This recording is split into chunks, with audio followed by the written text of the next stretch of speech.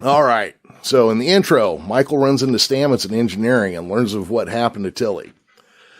She returns to her and Tilly's quarters, kind of like does like her internal pouty thing, kind of like Angela on My So-Called Life. Oh, wow. Yeah. So she kind of deep cuts. Oh, yeah. Well, and that's fitting because check it out. You know who's missing? Jet Reno, who is kind of like the Tino of My So-Called Life. The drummer who you never saw. Is Burnham Claire Danes? Yeah, that's what I'm thinking. I'm thinking Burnham is Angela in this analogy.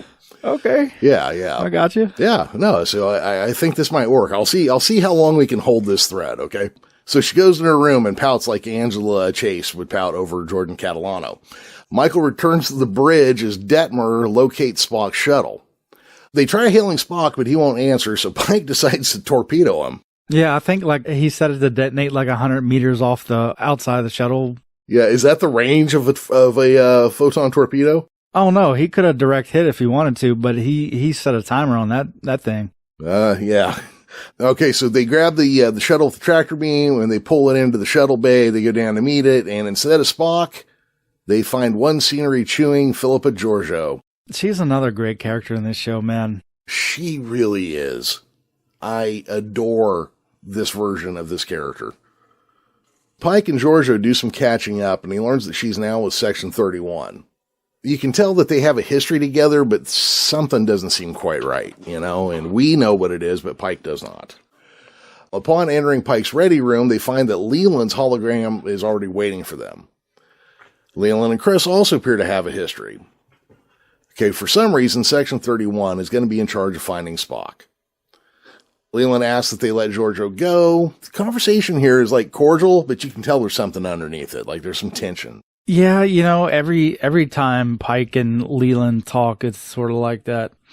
As the season progresses, obviously you'll understand why, but yeah, a lot of their interactions have like some sort of subtext to them. Yeah, like they both tried to date the same girl back in high school in the 90s. Pike probably wanted out, though. Yeah, probably, Georgiou explains to Burnham. So after this conversation, Georgiou goes and finds Burnham. She explains to Burnham that Pike does not know that she's the mirror universe Georgiou, but Burnham does.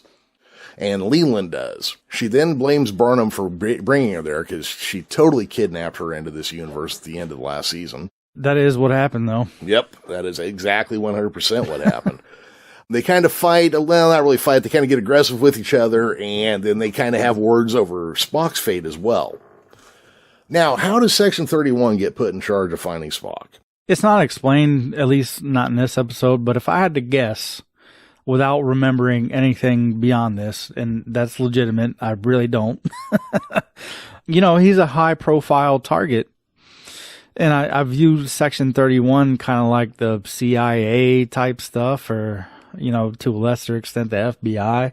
So it kind of makes sense that Section 31 would be looking for him, because like I said, given his apparent crimes, he's pretty high on that wanted list. Yeah, but see, like you're saying there, they strike me as a black ops group and not a law enforcement group. I've always felt like they were a cross between the FBI and the CIA. Okay, well, that would cover both then, I guess. I mean, me personally, that's just my theory on those guys. The Chris Noonien-Singh take. Right here on Action 31. You heard it first. My real name, TM.